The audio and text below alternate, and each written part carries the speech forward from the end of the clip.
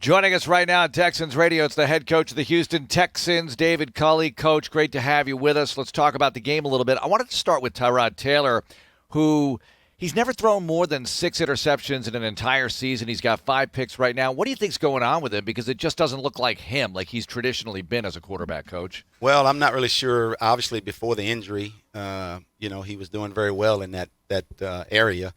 And since the injury has come back, I don't know if he's been pressing a little bit or what has happened, but that's not his MO. That's never been that way through his whole career. It's something that we've looked at and trying to figure out exactly what we got to do for him to make better decisions in doing that. And I think what he's trying to do, because we haven't been as successful offensively as we'd like to be. Sometimes you try to make a play when you really don't need to make a play, and I think sometimes that happens. Coach, you've played the quarterback position. What's the difference mentally that when you're struggling and you are the one that the team's looking to? How tough a position is that? And beyond that, how do you have to try and handle that situation? Well, that he knows. He handles that snap 99% of the time. Yeah. And he knows what his job is. It's not a problem psyche-wise if you're doing your job the right way. Right. If you're distributing the ball, you're making good decisions, it's not an issue with that. But when you're not making those good decisions, the whole entire offense is predicated on how you do things and how you start the play and how you distribute the ball. And when you're not doing that, sometimes things get a little inconsistent. And when that happens, it trickles down to the entire offense. Does it create doubt for a quarterback? Like, whoa, wait a second, I threw an interception in the first play. How much mentally does something like that kind of play a role for a quarterback? I think with these guys are the mentally toughest guys on our team. Sure. And they understand interceptions are going to happen. Right. Fumbles are going to happen. Bad plays are going to happen. You got to go to the next play. Yeah. And you got to have that kind of mentality. And if you got that kind of mentality and you move on, and what ends up happening, you make a good play later on down the line, you don't ever remember those kind of things. The problem comes is when you're repeatedly making those kinds of mistakes. And when you repeatedly make those kind of mistakes, them doubts sometimes come. Sure. Coach, with any quarterback, there have to be some plays, I would imagine, where they just take it upon themselves to make a play, whether it's a scramble or whatever the situation is, improvisational as it may be. How do you coach that, if you will? Because there have to be – you had Lamar Jackson. There had to be some plays like, no, yes, good job. How do you handle that as a coach? Mark, the thing you do is you allow them to do what their instincts tell them to do. Mm-hmm. Once you're out there and that ball's in your hand, you can't think about what you're going to do with it once it's in your hands. You got to react to the situation. You got to make a situation at the spur of the moment, and when you make that situation, you got to go with it, and you go with it, and you live with it. But it's an instinct thing. It's not something that you coach, and it's not something you try to coach them out of, because more times than not, when they're making those plays and they're doing those things, it's usually a positive. The defense yesterday, Coach, obviously rocked right off the bat because they got to go into game one play in, and they give up the touchdown. But it's 7-0. It's 7-0 middle of the second quarter. They've really kind of bowed their neck at that point. I thought that was a key stretch where the defense is like, we got to buckle down. And then you get that play to Nico that ends up being called back. But your defense to that point was really holding strong. What do you think about that moment where the defense is handling 2 turnovers to start? So now it's sudden change defense, which is big. But then they came up with a big 3-and-out. They got you the ball back about 6-7 minutes left in the second quarter, with not great field position, but you got it back and an opportunity to do something for the half. What do you think of that stretch, especially from your defense? Well, that's what they've been doing all year from the standpoint when the ball has been turned over. Yep. They've done a great job of normally it's a 3 instead of a 7. Yep. That happened to be a 7. But the thing that's got to happen there, though, is that even regardless of when those kind of things happen, you got to go out and you got to play, regardless of what the situation been and why you're there, and you got to stop them. Yep. But the thing is that what ends up happening is that when we're not on the field offensively consistently the way we need to do, sometimes it will wear on you. Yeah. But again, I think going back on it, though, in the end, I thought defensively they did a good job at that point in the first half. But in the second half, I didn't feel like our run defense was like it should be. And that has nothing to do with offense. That has something to do with us being in our right gaps, us doing the right thing.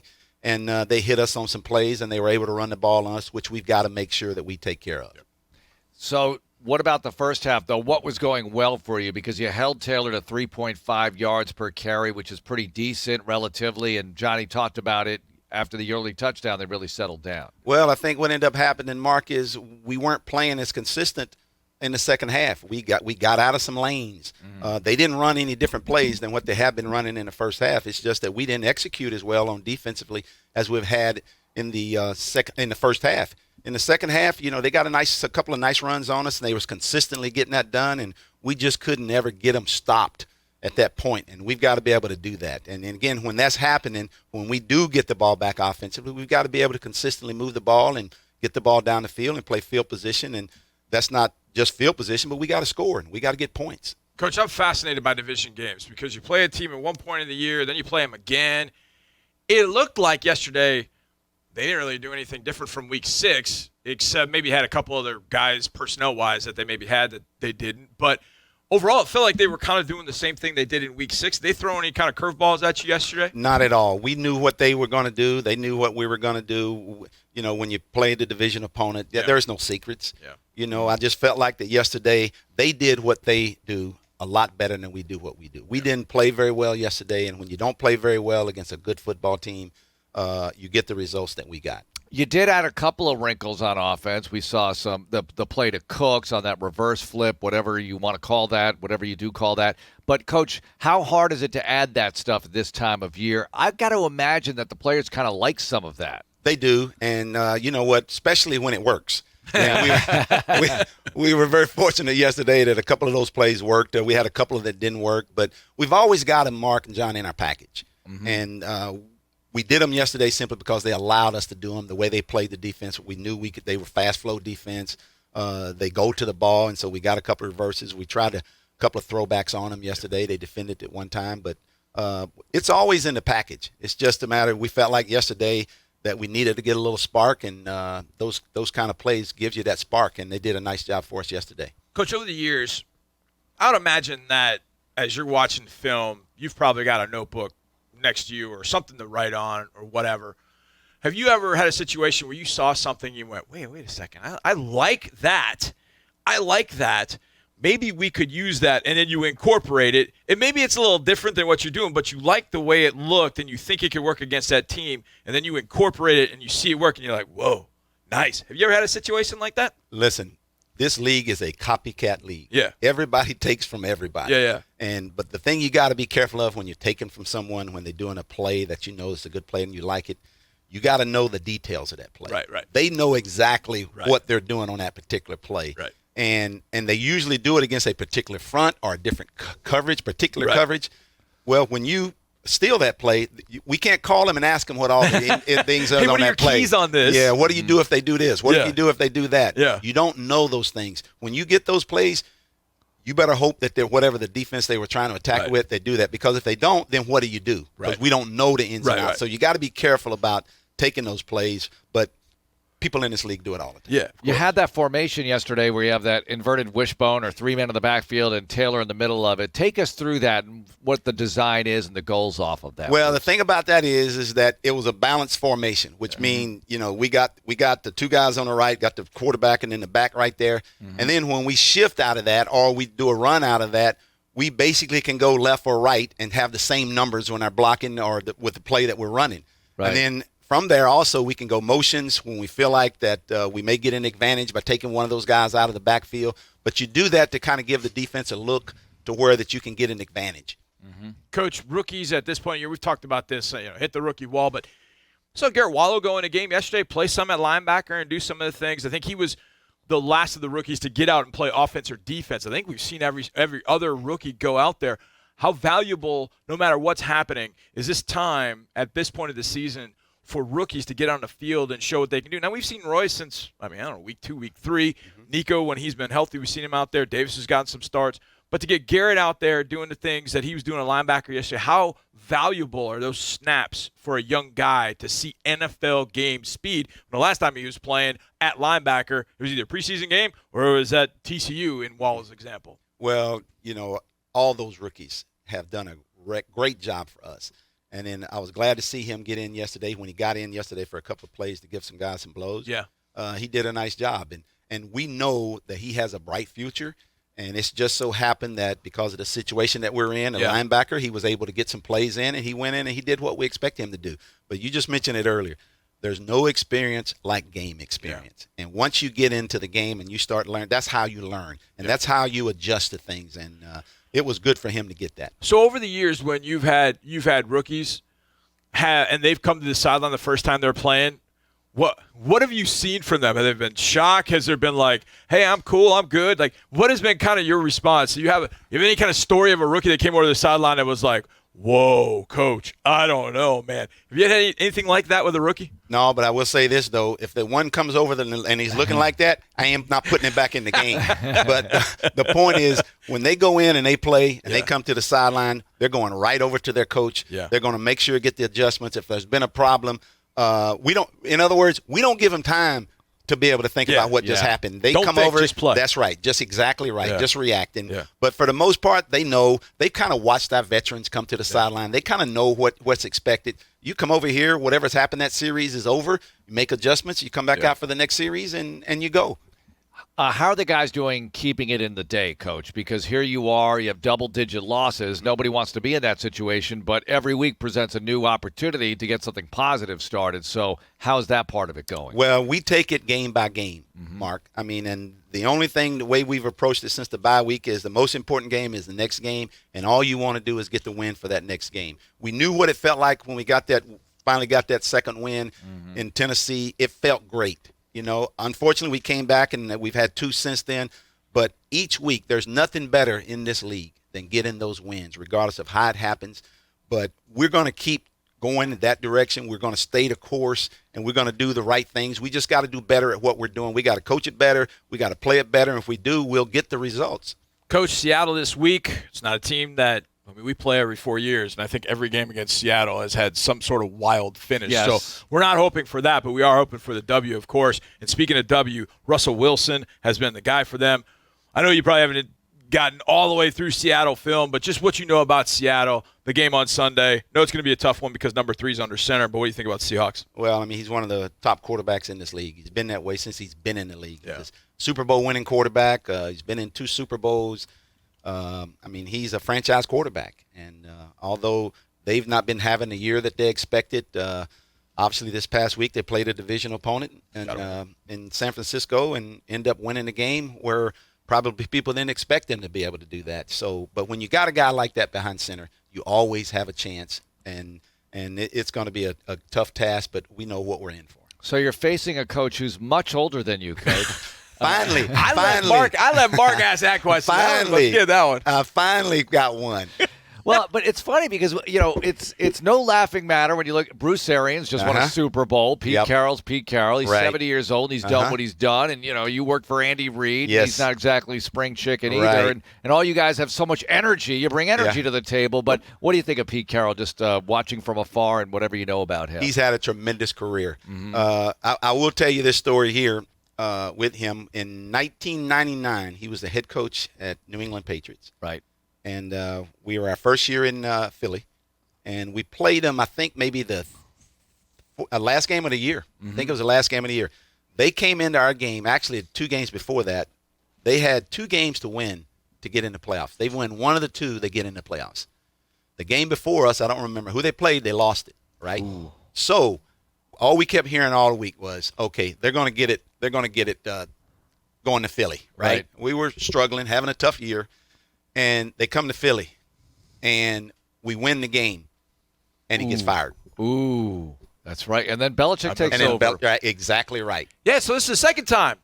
This is the second time that you've been the youngest coach on the field. That's exactly right. That's right. Coach, but I'll say this about that, though. You look at all those guys. You look at the things that they've done through their career. It's motivation to know that I've been around a long time. I've been a head coach, but there's nothing that's going on or happening right now that I haven't seen. I've seen how those guys operate. I've seen how they handle things, and I know the right way.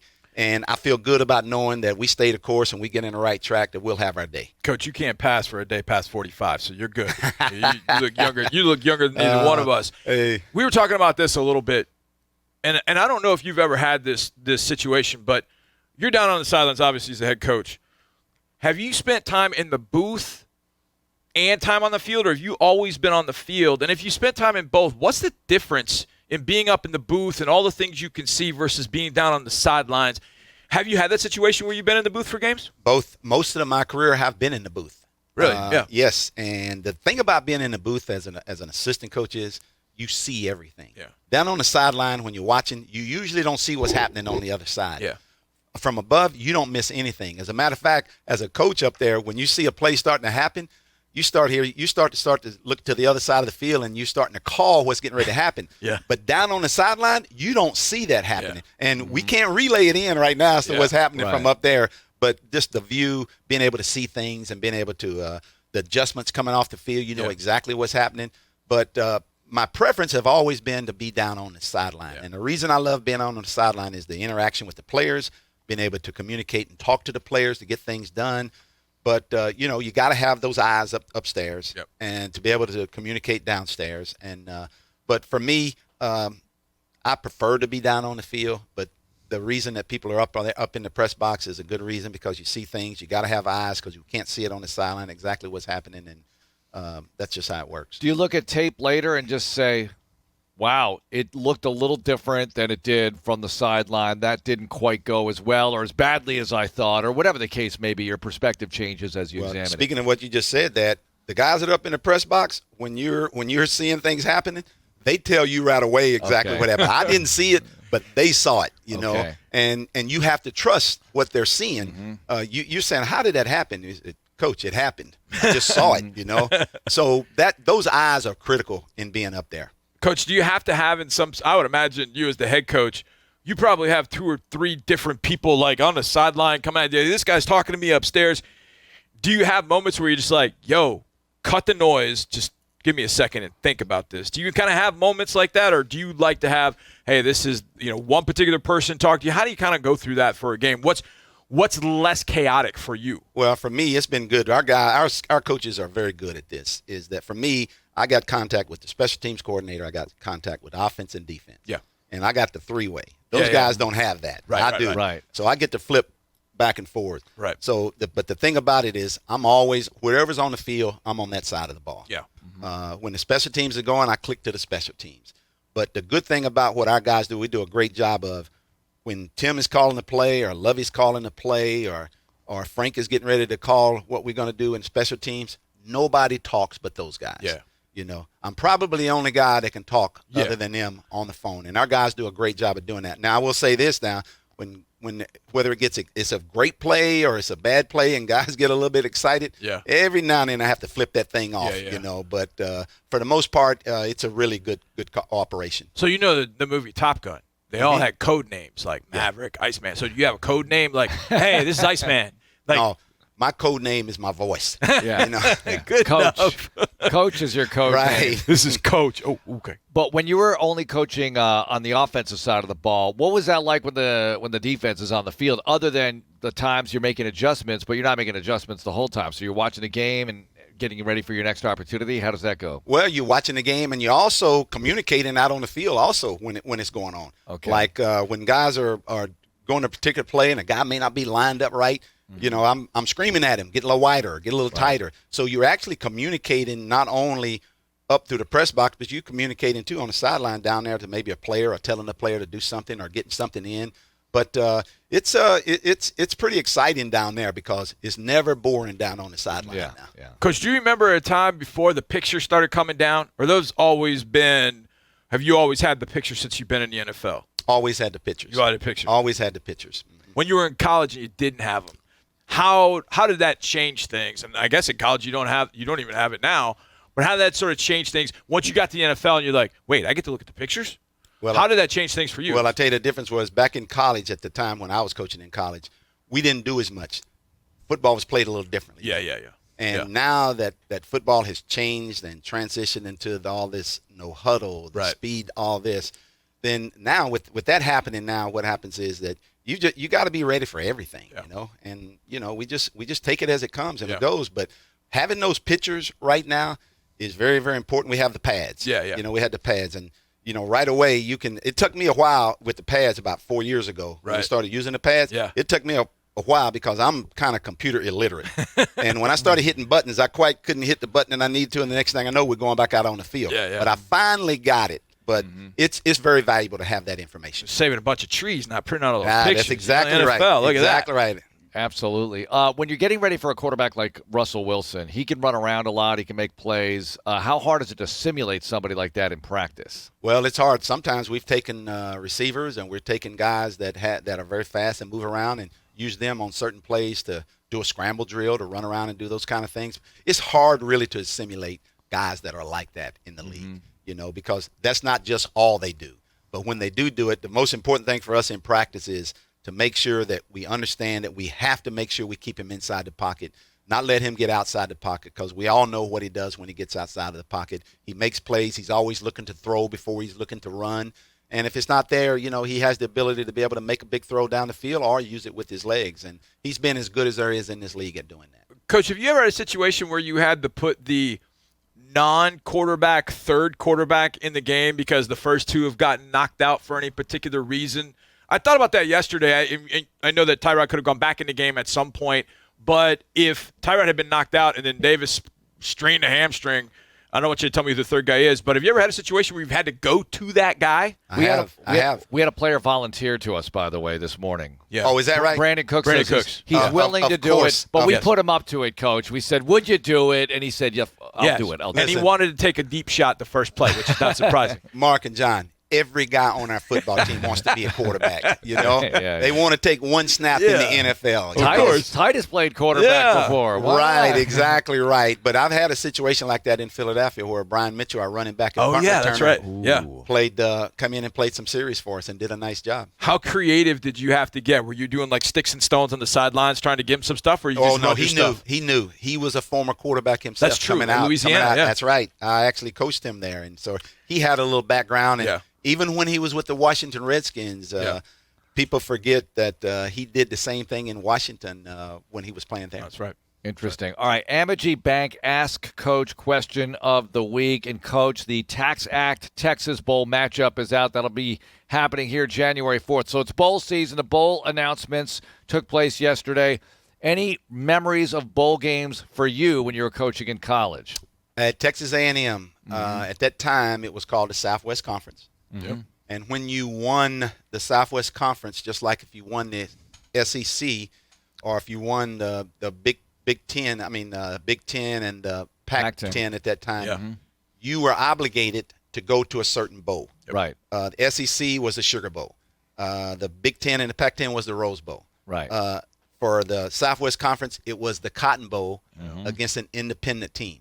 Right. I had 3 straight Cotton Bowl games at Texas A&M in Dallas, Texas, 3 years in a row against Notre Dame, against Florida State. It was just a great experience for those guys in college right now, experiencing the bowl games. There's nothing like it. It's such a reward for your season, regardless of where it's at, to be able to do that. So that was the Leland McElroy lateral at the end of the game, or the Tim Brown stolen towel game?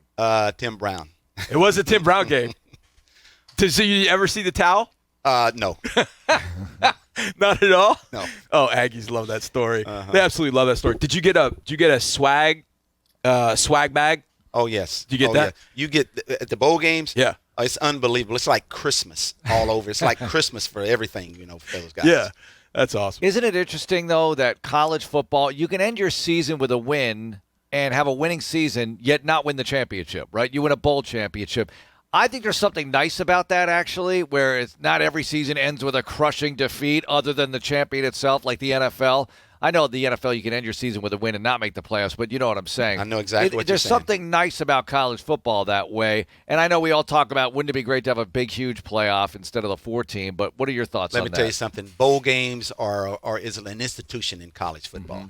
I mean, for all the people that play the game, not everybody's going to get into playoffs. Those bowl games are a reward for the team, the communities that you go and play in those bowl games. It's a tradition that should always be in college football, and I think will always be in college football, and I think it's a wonderful thing. Outstanding. Coach, thanks so much for your time. You're welcome. Good luck this week. Thank you.